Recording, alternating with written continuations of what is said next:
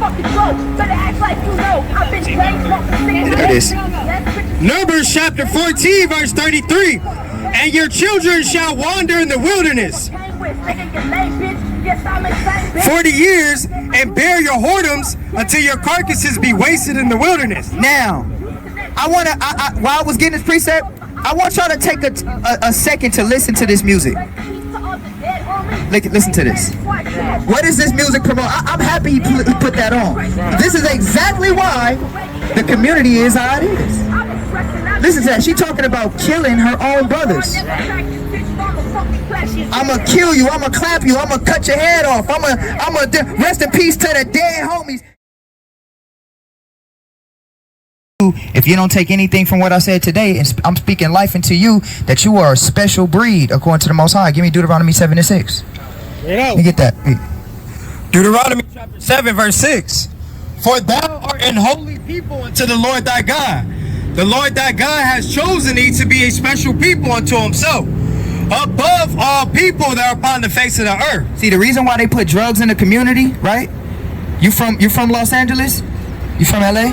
Okay, I'll give you a little history of LA. I'm from here. I don't know nothing else but this area, right? From South Central. Grew up all my life. This is considered, you know, you got Watts, you got Compton, right? The east side of Los Angeles, back in the day when we went through a situation called the Great Migration, okay? The Great Migration is when blacks start to move from the South, fleeing from persecution of the KKK, and they started to go into areas like LA, they started to go into areas like Chicago, and you know, these things, into the major cities, right? New York. And what happened when we came to LA was we settled on the east side, right? We settled in Compton, settled in Watts, right? These were all predominantly black areas, which it is. Well, actually, it was predominantly white at first. Compton was actually a suburb. Did you know that? You know, Compton was a suburb. It had nothing but white families here. Watts, this whole area was filled with nothing but white families. When we started to move in, you have what's called, all right, King, you have what's called white flight, all right? Where when we moved in, the white people, they didn't want to live by us, right? They didn't like us.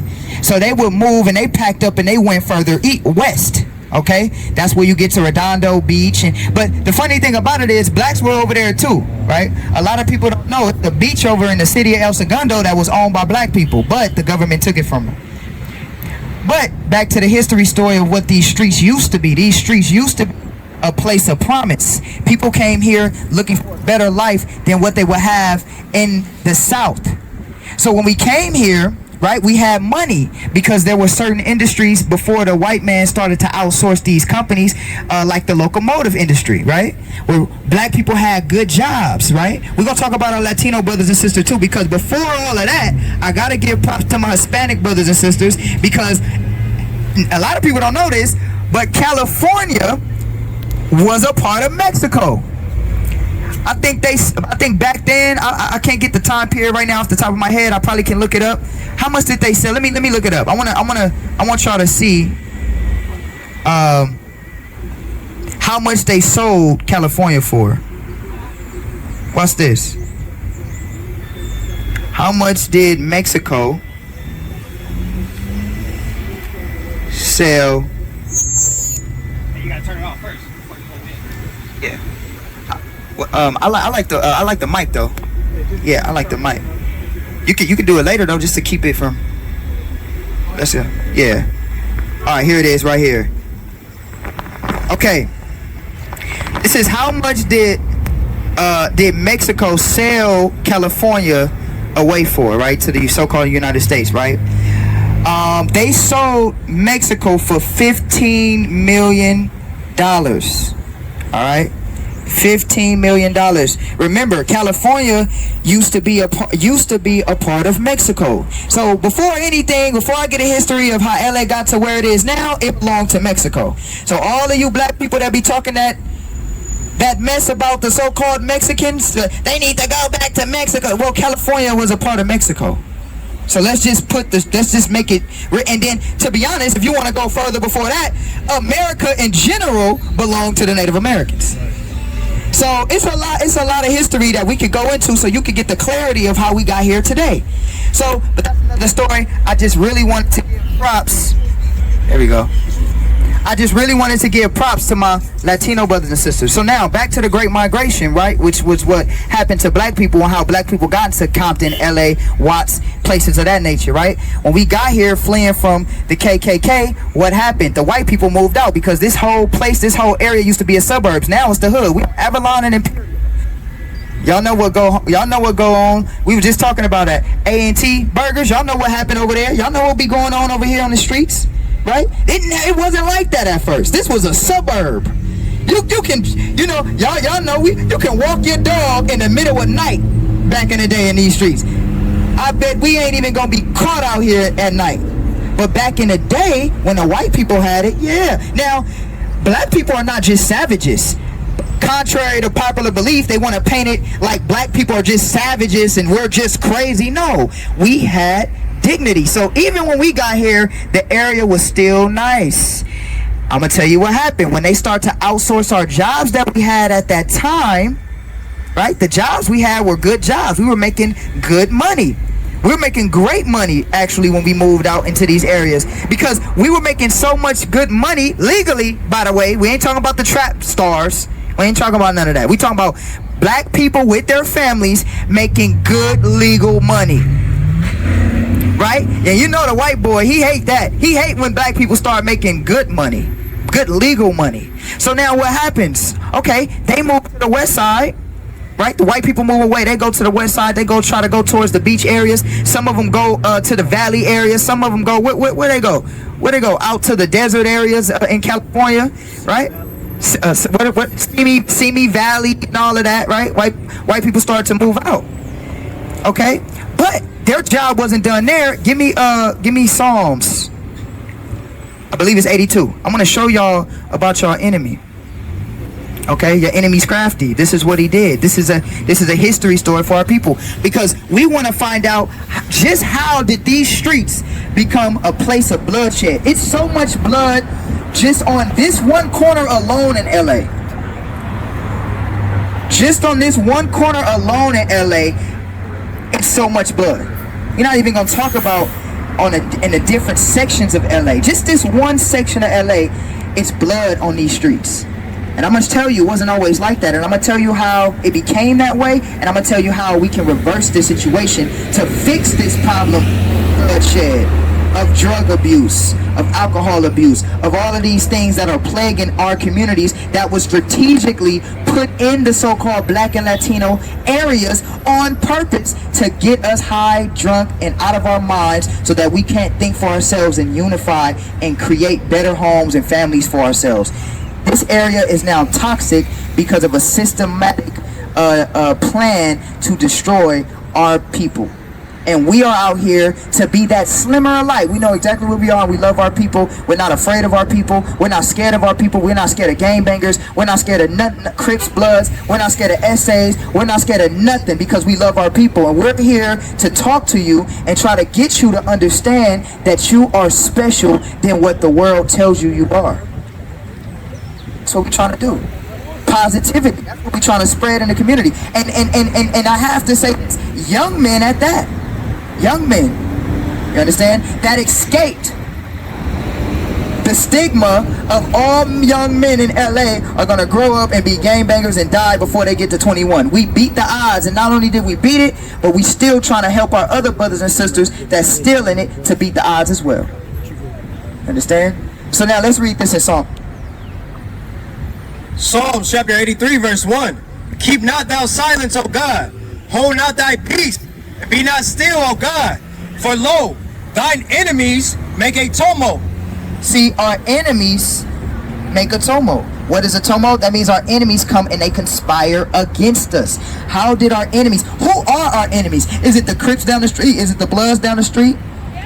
No, that's not them. Not our enemies. No. Them not our enemies. Them are brothers. But your enemy tricked you into believing your brother was your enemy. Your enemy is yourself, really. And that's even more. Your real enemy, which is in that White House, tricked you and made you think that your brother, who got the same blood and the same upbringing as you, around the same corner and live in the same type of poverty conditions that was built by the government, your real enemy made you think that your brother was your enemy.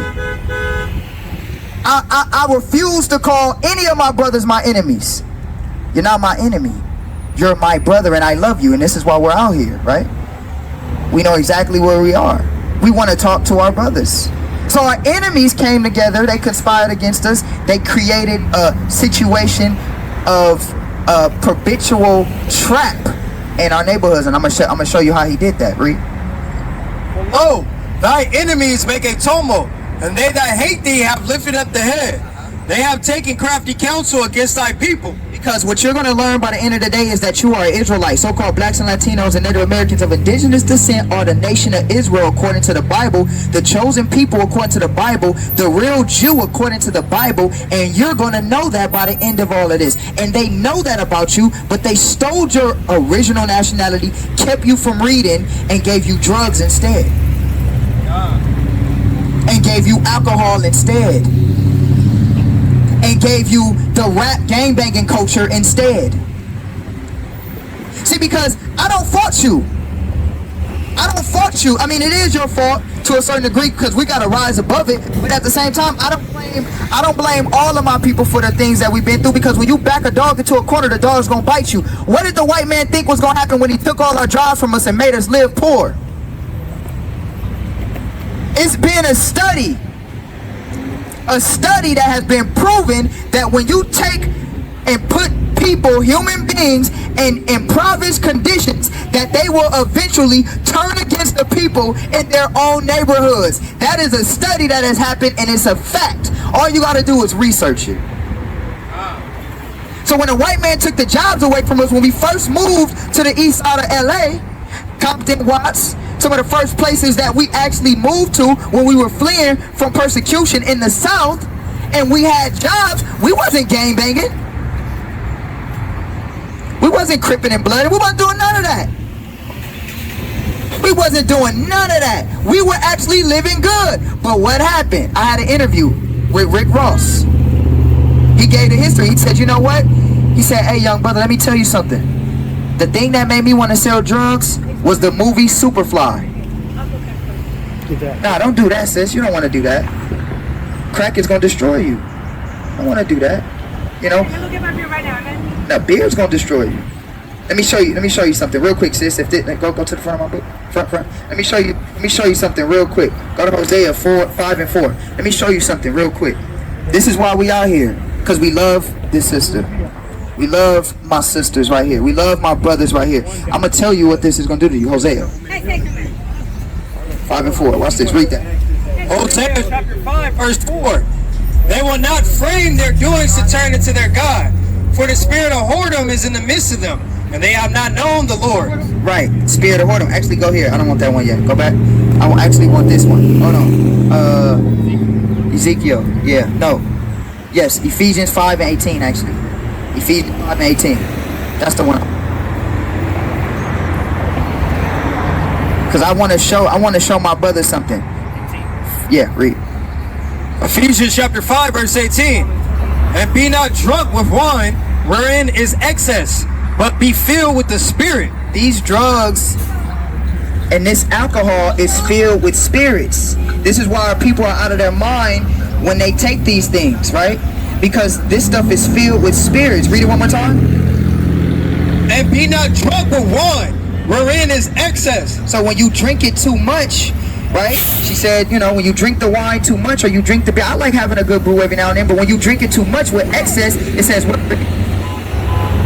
And be not drunk with wine wherein is excess, but be filled with the Spirit. But you got to be filled with the Spirit.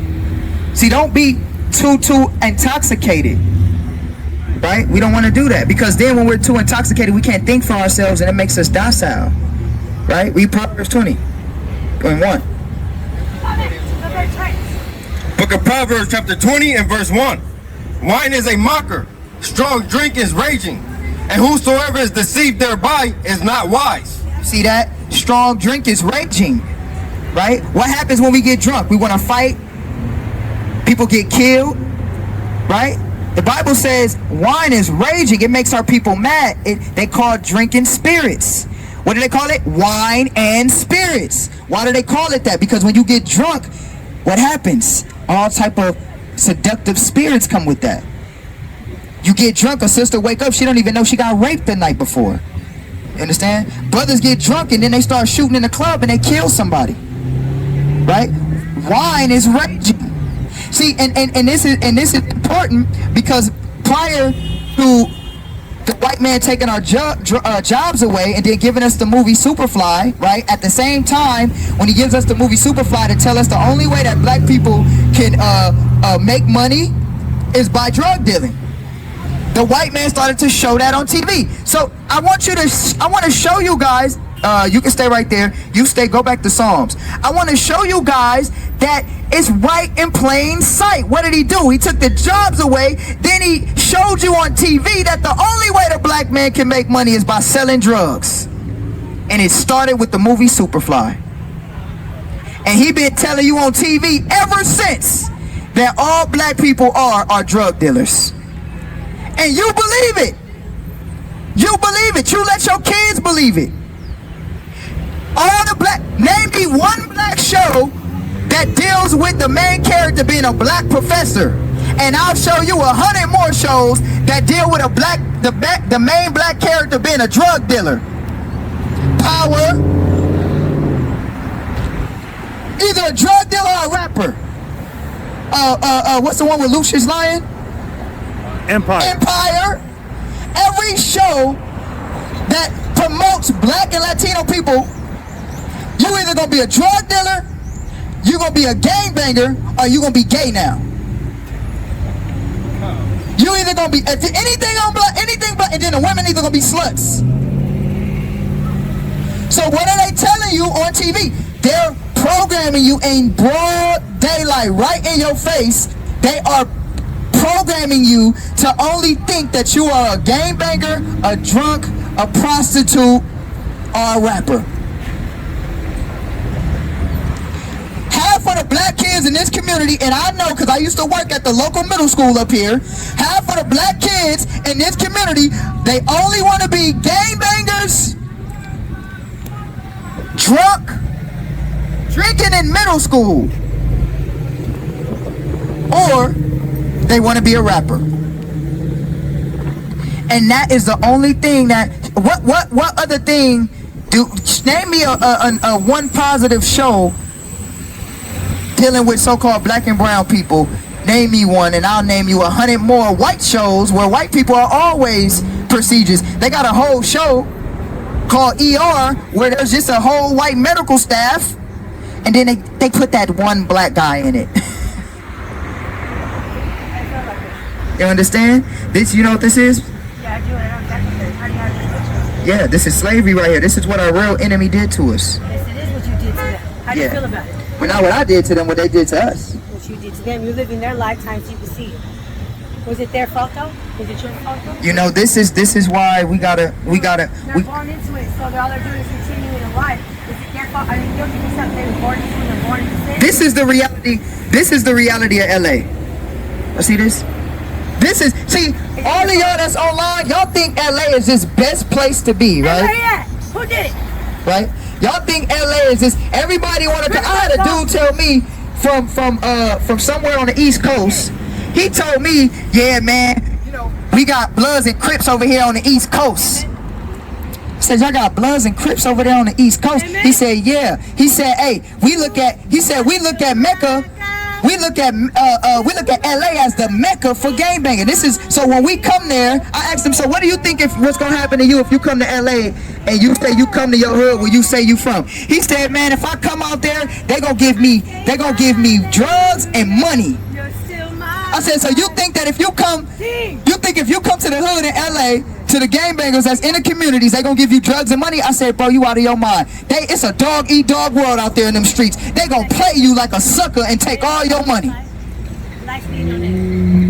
So why do we glorify? You know why we glorify that lifestyle? We glorify that lifestyle because on YouTube, y'all see the ones that's not really in the hood no more. They got their jewelry and driving around. That's not really the hood. We trying to escape the hood. And we got the rest of the world thinking we love the hood. We don't love the hood. We trying to get out the hood. Because it's a dog-eat-dog mentality in the hood. I'm telling you, no. Let's not get out the hood. Let's change that dog-eat-dog mentality. You're still mine. That dog-eat-dog mentality that we don't have against the police, by the way. I have to say that. We don't have that mentality against the police. When the police come, we run. We run. But we have that mentality against our own brothers and sisters. You understand? This is a problem. This is called madness. Read Proverbs 20:1 again. Read that again. I'm going to show you. This is what drugs does to our people. This is what it does. Drugs and alcohol. This is what it does. Read. Book of Proverbs chapter 20 and verse 1. Wine is a mocker. Strong drink is raging. And whosoever is deceived thereby is not wise. See that?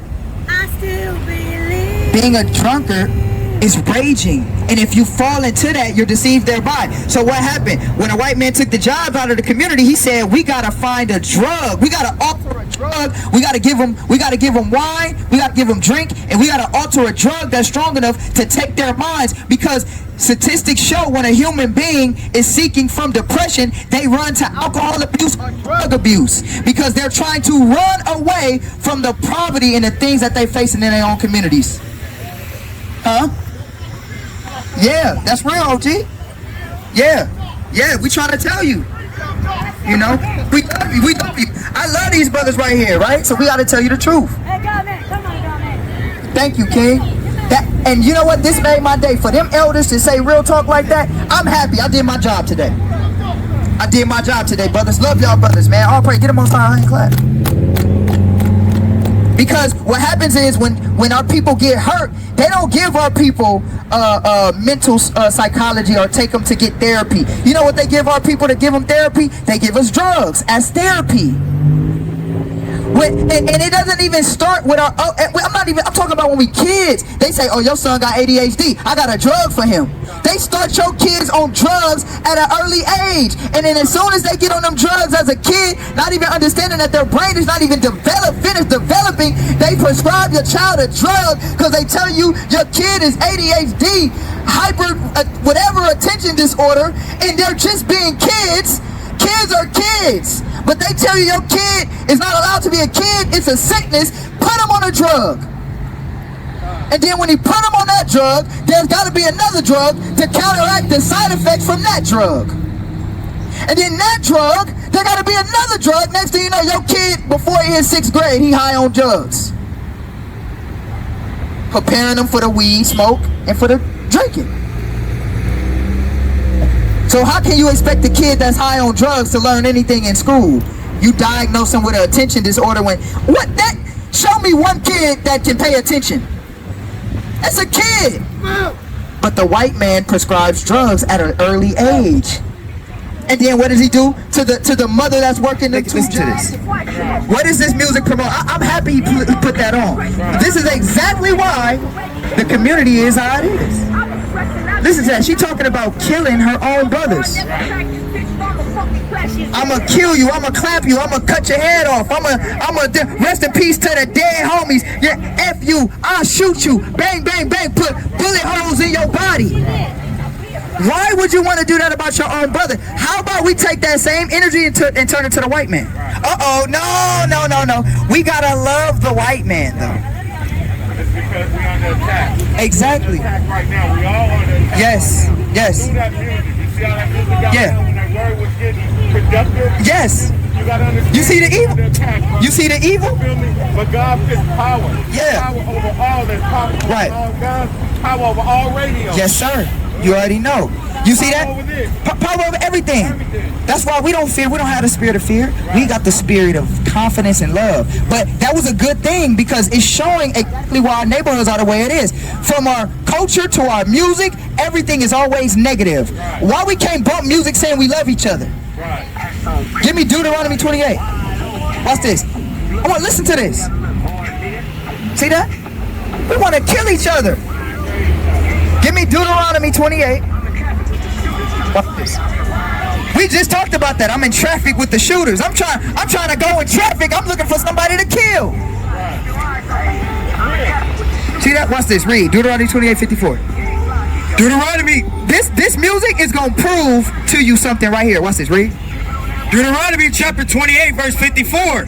So that the man that is tender among you. The man that is tender among you. So you hear that, brother? That's on the music. It says the man that is tender among you. Read. and very delicate, and he used to be delicate, read. his eyes shall be evil toward his brother. His eyes shall be evil towards his brother. You see that? His eyes shall be evil towards his brother. So all you see is gang signs when you see your brother. And you want to slide on something, you want to ride on something, and you want to kill something. That is evil towards your brother. The Bible said it first. Watch this, read.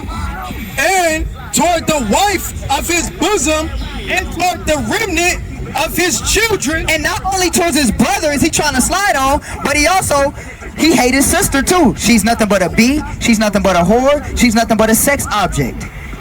So he want to kill his brother and he want to use his women as sex objects. But watch this, read. And toward the remnant of his children. And to his kids, he don't love them either. Read. Which he shall leave. Gangbangers leave their kids. You probably got a handful that you can tell me you know right now that take care of their kids. On the masses, so what do we have in our communities? We have, I'ma slide on you, I hate my women, and I'ma leave my kids. And now you get what you're standing in and what you're driving in all right here. See that? See that? This is why the area needs healing. Now watch this one, Elder. Read. Book of Isaiah chapter 51 and verse 20. Thy sons have fainted. It says thy sons have fainted. We're not worried. This is the spirit. We're not worried about that. It says thy sons have fainted. Right? Watch this. You know what fainted means? That means they not in a good position. They not in a good situation. Right? Read.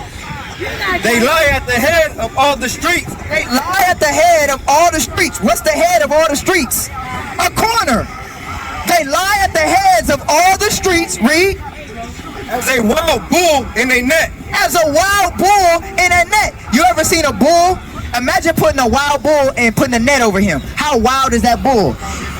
Exactly. It says our young men are like wild bulls caught in the net that hang on street corners. And they kicking around here and killing everybody with their fury. Children are oppressors in our own communities. Bring it out. They are full of fury of the Lord. But you know what? This is the fury of the Lord. The Lord put this on them because we left the commandments of the Most High God. So the fury that you see in our young boys, the fury that you see in our women, the fury that you see on these streets is because the Lord put a curse on us for leaving the way of the Lord. You understand? So how can we change this? By keeping the way of the Lord. Love, peace, joy, happiness. You understand? Love, peace, joy. Now I'm going to slide on you. And when I got the K, I'm going to empty the whole clip. But it amazes me how much, like how hard we are as a people and how thugged out we are, but how afraid we are of a white man. I bet you wouldn't lift your finger to a white woman or a white man that walked in this community. I would. And if you did, the cops will be on you. The cops will be on you. But nobody cares about black lives. That's why it's easy to kill a black life and get away with it. Kill a white woman and see what happened. How many, kill a white, I won't look. And you know this the truth because we was flocking in the white neighborhoods. They put an end to that. They put an end to that. Y'all better not step foot. Y'all remember back, it was some years ago, gangbanging was at its height and the Asian chick got killed. She went to UCLA and she was in Hollywood. It was a gang shooting in Hollywood. Asian chick got shot in her head. Man, they shut that down. They shut it down. They was gonna find the cats that killed her. But when you shoot another black man, it's easy to get away with it. So it's not hard to shoot another black man because you know you can get away with it. But you ain't gonna shoot no white man. You understand? So let's read that one more time. Read. Book of Isaiah chapter 51 and verse 20. Thy sons have fainted. They lie at the head of all the streets as a wild bull in a net. They are full of fury of the Lord. They are full of fury of the Lord. Read. The rebuke of thy God. The rebuke of our God. This is why we have this. And no, it's okay. Look, see, but brother, remember this? This the love I was telling you about. Remember? We gotta have patience with her. We gotta have patience with I her. understand that, but I got rights. Yeah, I know. I know how to approach a demon. I know how to deal with the How do you make sure you pan it? I know how to deal with Make sure you pan it, Yadel. Let me show you this, right? How do you cast out a demon? Check my. How do you cast out a demon? with the word. Right, with the word. Now let me ask you a question. The flesh wants you to commit violence against our lost sister, right? Right. But the spirit is gonna say, peace. Peace be. You see, peace be still. So she's just lost. She got a full hand right now. No, she's lost, right? So it's our job to protect her by not letting her hurt herself. See that? She's just lost. Like you already know, Elder. Like the flesh is the one thing, but the spirit is everything. Her spirit is lost. So I can't even be mad at her because even though she did choose the life was the only thing she knew to choose because it was given to her by the people that control the country. You know, and that's why. And you know what? You exercise great patience. I'm gonna let you know something. How I live my life. You know, we all read the Bible. We know about Samson. God created Samson for combat. God created Samson to DT. God created Samson to kill 300 Philistines with the jaw of an axe. Yep. With the jaw of an ass. With the jaw of a donkey. Yep. So you know, we still are created as warriors to die to the end. That's true. What's right. Right. You know what I'm saying? No matter how you look at it, well, I look at it. No, that's true. You're right. You know, You're right. And I thank God for just instilling that in me. So no matter if that demon left here for a second, no matter if that demon left here for a minute, that demon left. Ecclesiastes. When it was exercised. Right. Understand? You know what's real? So peace be still. Yeah. You know what's real though? Look, you're right. You're right about that. I'm gonna just give you a balance to it. But you are right. See, we look. And that's what I need, a balance. Right. We with all the stuff. Right. Don't get it wrong. Right. Like we're prepared to defend ourselves, but we don't want to do it against our brother. We want to do it against our real enemy. There's a time, like there's a story. You mentioned Samson, right? I'm gonna give you a story that with David. Matter of fact, can you get that for me? Yeah, when he passed, when the Edomite killed Saul. I need that. If somebody let me get that for you. I want to read a story for you now. I'm gonna read this scripture, then I'm gonna read a story for you. Let me get this. I gotta get this for you. It's the book of Ecclesiastes, chapter 3 and verse 1. To everything there is a season, and a time to every purpose under the heaven. A time to be born, and a time to die. A time to plant, and a time to pluck up that which was planted. A time to kill, and a time to heal. 2 Samuel 1. Okay, read. So read that again from the top. Ecclesiastes chapter 3 and verse 1. To everything there is a season, and a time to every purpose under the heaven. See, there's a time for everything. There's a time for every purpose under heaven. Right, read. A time to be born, and a time to die. A time to plant, and a time to pluck up that which was planted. A time to kill, and a time to heal. A time to break down, and a time to build up. A time to weep, and a time to laugh. A time to mourn, and a time to dance. There's a time for everything. There's a time to weep. There's a time to laugh. There's a time to kill. There's a time for peace. There's a time for war, right? It's a time for love, right? So there's a time for everything. And what I'm just saying is that her being lost, it's not time for us to get in war mode with her. Our war time is when our real enemy rises up against us, and now it's time for war. But with our lost sister, it's not time for war. You know, it's not time for that because she's lost. It's time. She's out of her mind, right? And let me show you this. Read. You start with Amalek. Yeah, Amalek. Yeah. And David, I'm gonna read you a story. Read. 2 Samuel chapter 1 verse 5. And Daniel said unto the young man that told him, How knowest that Saul and Jonathan his son be dead? See, that's so David. You know about David and Saul, right? Saul tried to kill David. David was on the run from Saul. Saul was trying to kill David. But when David, now anybody in their rightful mind, they would be like, my enemy died. They would rejoice. because their enemy died, because he was trying to kill me and somebody killed him. Now all praises. Yeah, he deserved it. But watch what David did when David heard that Saul died. The young man that told him said, as I happened by chance upon Mount Gilboa, behold, Saul leaned upon his spear, and lo, the chariots and horsemen followed hard after him. And when he looked behind him, he saw me, and called unto me, and answered, Here I am. And he said unto me, Who art thou? So the Amalekite is telling David what happened to Saul. He said, look, David, he thought that David was going to give him a prize for telling him what happened to Saul. So he went and was like, look, Saul had a sword inside of him, and Saul called me over, and I went over to Saul. What happened, read? Verse 9, he said unto me again, Stand, I pray thee, upon me, and slay me, for anguish is come upon me, because my life is yet whole in me. And he said that Saul, this is what Amalekite is telling David. He said, look, David, Saul told me to end his life because he was suffering, so I ended his life for him. Now watch what happened, read. Mind you, Saul was David's enemy and was trying to kill him. But watch what David did after finding out that this guy took Saul's life, trying to protect Saul from the pain he was in because he was dying, read. Verse 11, then David took hold on his clothes and rent them. David was so sad to hear that Saul died that he tore his clothes.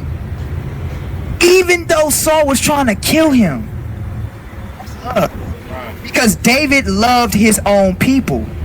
Watch this, read. What? But it don't stop there. Watch this, read. Then David took hold on his clothes and rent them, and likewise all the men that were with him. And they mourned and wept. They mourned and wept. You know what wept is? Wept is like weeping loud. For the man that was trying to kill him, he was sad that that man died. See that? Watch this, read. So we do see where Samson took the ass of the donkey and clobbered all his enemies. But we also see, but now, key word is those were his enemies. Right. He didn't do that to his own nation. He did that to the Canaanites. But I understand you, brother. I'm not meaning to cut I know. I see everything spiritual. And what I saw right there was a spiritual enemy trying to come in. That's real. And sabotage the word. You know, stepping on the products, getting in your face, trying to distract the word. Right. You know, and when I see everything spiritual, I mean, this is my son. He didn't know I never, ever hit a woman. And Right. I never intend to, but sometimes you got to mix them spirits up to let them know that God is present.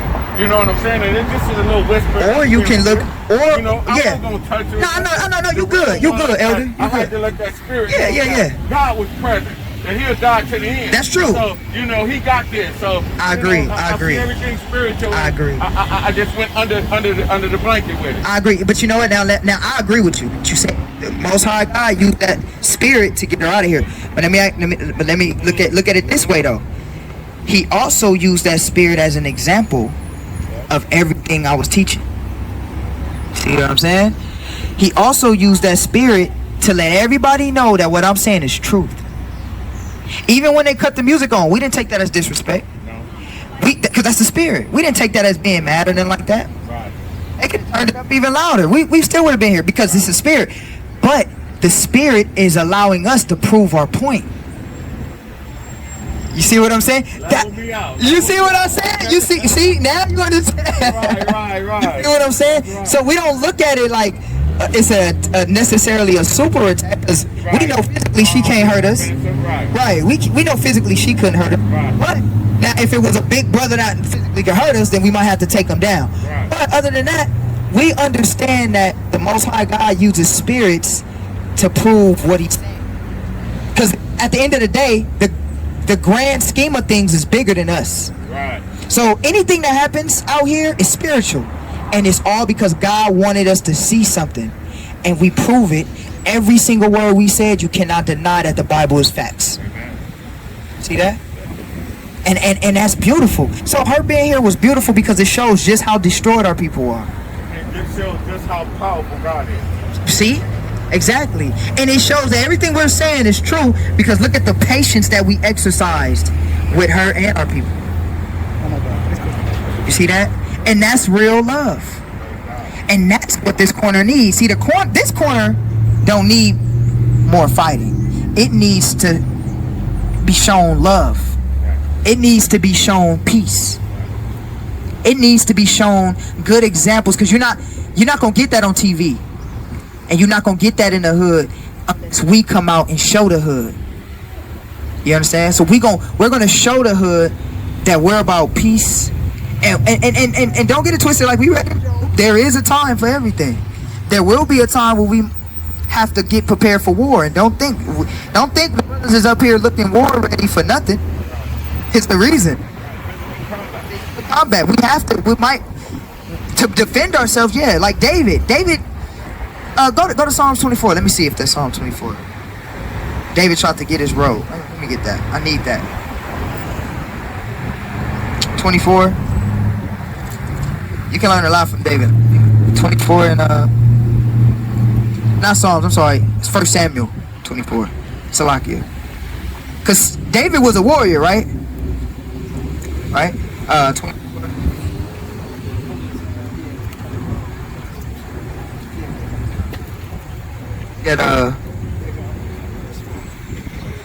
Yeah, that one. Cut the skirt right here. Saul skirt. Start at verse 1. 1 Samuel chapter 24, verse 1. And it came to pass, when Saul was returned from following the Philistines, that it was told him, saying, Behold, David is in the wilderness in Engedi. Then Saul took 3,000 chosen men out of Israel and went to seek David and his men upon the rocks of the wild goats. Because Saul was trying to kill David. Saul was like, man, we about to go kill David. Right? Read. And he came to the sheepcotes by the way, where was a cave, and Saul went in to cover his feet. And David, his men, remained in the sides of the cave.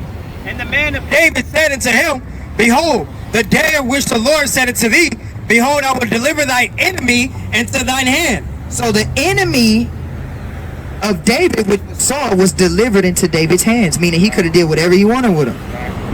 He caught him slipping. But what did David do? Any of us would have killed him. Oh, that's him right there? Oh, I got blood. There he go. Get that nigga. Kill him. But what did David do? Not to your own brother. Do that to your real, not to your brother. What did David do? Read. Behold, I will deliver thy enemy into thy hand, that thou mayest do to him as it shall seem good unto thee. Then David arose and cut off the skirt of Saul's robe privily. So when Saul was asleep, David creeped in his tent and he cut off a piece of his garment secretly. He could have cut his neck. He could have stabbed him in the heart. He could have stabbed him on the side of the neck. He didn't do that. He creeped into his enemy, which was his brother, and cut the robe and then left. Read. Watch what happened. Read. And it came to pass after verse 6, and he said unto his man, The Lord forbid that I should do this thing unto my master, the Lord's anointed, to stretch forth my hand against him, seeing he is anointed of the Lord. See that? Even though our people are not in the right mind, they are still the anointing of the Lord. So we don't want to physically harm them. That's not our purpose, but we will defend ourselves. But just like David, he said, look, I'm not going to touch the anointing of the Lord, right? Not going to do that. Read. So David stayed his servants with these words, and suffered them not to rise against Saul. But Saul rose up. And he told all his warriors, hey, and none of y'all touch Saul. So what is that showing that David had? David had the fruit of the Spirit. David was a warrior. David could have, man, you read about David. David was putting people down. But David was like, nah. So it's a time. You are right. It's a time for us to be warriors. But, you know, we want to show the light here on Avalon, because even though our people are sick, they're still God's anointed. And we love them no matter what. We love all of our people. And it's funny because you know that, because right now we are on a street corner in the sun. We could be at home smoking a blunt. We could be at home drinking a fifth. We could be at home preparing for the turn up tonight. We are on the street corner where it is dirty and hot, talking to our people that possibly we don't know could be mad and try to shoot us. If that's not love, tell me what white man gonna do this right here. You tell me. He not. Because we really truly love our people, man. We love you with all our heart, and we want to see you change. Now let me go ahead and end it with this. Go to let's go right here. Go to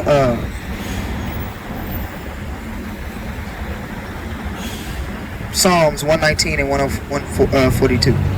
You get that, and then you give me Ezekiel 33. I gotta bring that out again. We'll end it with these two scriptures. You read yours first.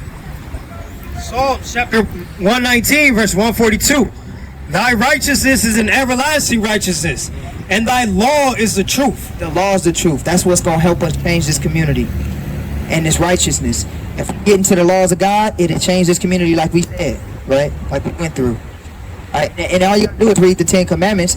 The 10 Commandments. Matter of fact, hold that. Get the 10 Commandments real quick. Get Exodus 20.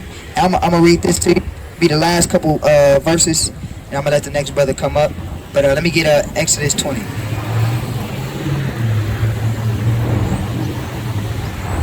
Exodus 20, start at verse 1. Watch this.